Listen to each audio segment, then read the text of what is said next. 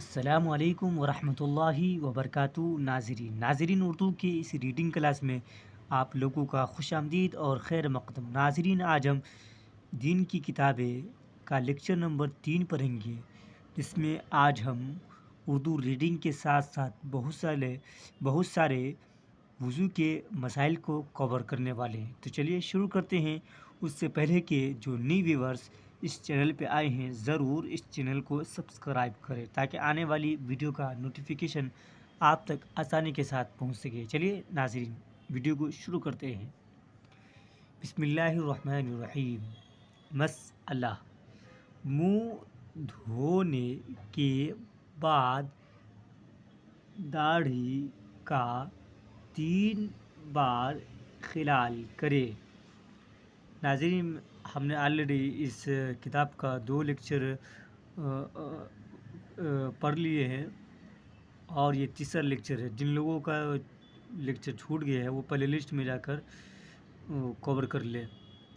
منہ دھونے کے بعد داڑھی کا 2-3 بار خلال کرے. مسئلہ: جو جگہ رخسار مطلب گال ہوتا ہے، ٹھیک ہے، گال. جو جگہ رخسار اور کان کے درمیان ہے اس کا دھونا فرض ہے. بتایا جائے رخسار اور کان کے بیچ میں جو بھی عضو ہے، حصہ ہے، اس کا دھونا کیا ہے؟ فرض ہے. جو جگہ رخسار اور کان کے درمیان ہے اس کا دھونا فرض ہے. مسئلہ: ٹھوڑی کا دھونا فرض ہے بشرطے کہ داڑھی کے بال اس پر نہ ہو. یہی بتایا جا رہا ہے کہ ٹھوڑی کا دھونا فرض ہے بشرطے کہ داڑھی کا بال نہ ہو، یعنی داڑھی جس کے پاس نہیں ہے اس کے لیے ٹھوڑی کا دھونا فرض ہے. ٹھیک ہے. یا ہو تو اس قدر کم ہو کہ کھال نظر آئے. اگر کسی کے پاس داڑھی ہے مگر کم ہے، اس طرح سے ہے کہ کھال نظر آ رہا ہو، یعنی اس کا جڑ، تو اس سچویشن میں اس کا دھونا فرض ہے. مسئلہ: ہونٹ کا جو حصہ کے ہونٹ بند ہونے کے بعد دکھائی دیتا ہے اس کا دھونا فرض ہے. مسئلہ: ہونٹ کا جو حصہ کے ہونٹ بند ہونے کے بعد دکھائی دیتا ہے اس کا دھونا فرض ہے.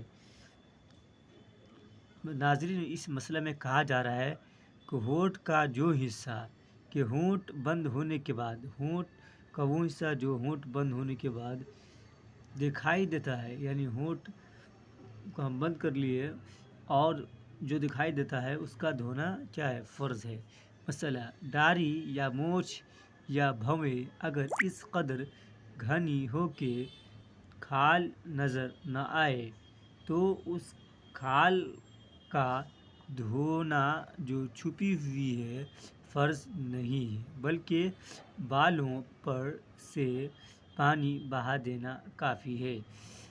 مسئلہ: داڑھی یا مونچھ یا بھویں اگر بھوں ہوتا ہے نا، اس کو بھویں یہاں پہ لکھا ہے، ٹھیک ہے، بھویں اگر اس قدر گھنی ہوں کہ کھال نظر نہ آئے تو اس کھال کا دھونا جو چھپی ہوئی ہے فرض نہیں ہے، بلکہ بالوں پر سے پانی بہا دینا کافی ہے.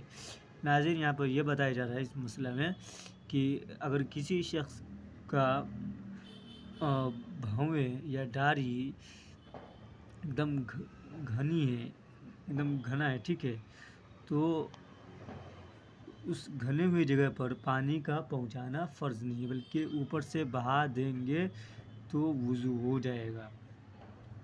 وہاں تک پانی پہنچانا ضروری نہیں ہے، ٹھیک ہے۔ مسئلہ بھوے یا داڑھی یا مونچھ اس قدر گھنی ہو کہ اس کے نیچے کی جلد چھپ جائے اور نظر نہ آئے تو ایسی صورت میں اس قدر بالوں کا دھونا واجب ہے۔ مسئلہ بھوے یا داڑھی یا مونچھ اس قدر گھنی ہو کہ اس کے نیچے کی جلد چھپ جائے اور نظر نہ آئے تو ایسی صورت میں اس قدر بالوں کا دھونا واجب ہے جو حد چہرہ کے اندر ہو۔ جو حد مطلب جہاں تک چہرہ آتا ہو وہاں تک دھونا واجب ہے۔ جو حد مطلب بتایا جا رہا ہے جو حد چہرہ کا ہو، جو حد چہرہ کے اندر ہو، یعنی وہ حصہ جو چہرہ کے اندر میں انکلوڈ ہو اس کے بارے میں بتایا جا رہا ہے۔ باقی جو بال حد مذکورہ سے آگے بڑھ گئے ہوں ان کا دھونا واجب نہیں ہے۔ باقی جو بال حد مذکورہ سے آگے بڑھ گئے ہوں ان کا دھونا واجب نہیں۔ یہ بتایا جا رہا ہے چہرہ جتنا بال چہرہ میں انکلوڈ ہے اس کا دھونا فرض ہے اور اس سے زیادہ دھونا فرض نہیں ہے، یعنی چہرہ کے حد میں جو بال آتا ہے اس کا دھونا واجب ہے اور جو چہرہ کے حد میں نہیں آتا ہے اس کا دھونا ضروری نہیں ہے، یعنی واجب نہیں ہے۔ مسئلہ وقت سے پہلے ہی وضو کرنا مستحب ہے۔ وقت سے پہلے ہی وضو کرنا مستحب ہے۔ مستحب مطلب اچھی چیز، ٹھیک ہے، یعنی ثواب ملے گا۔ مسئلہ جب تک کوئی مجبوری نہ ہو خود اپنے ہاتھ سے وضو کرے، کسی اور سے پانی نہ ڈلوائے اور وضو کرنے میں دنیا کی کوئی بات چیت نہ کرے اور پانی کتنا ہی فراغت کا کیوں نہ ہو، چاہے دریا کے کنارے پر ہو، لیکن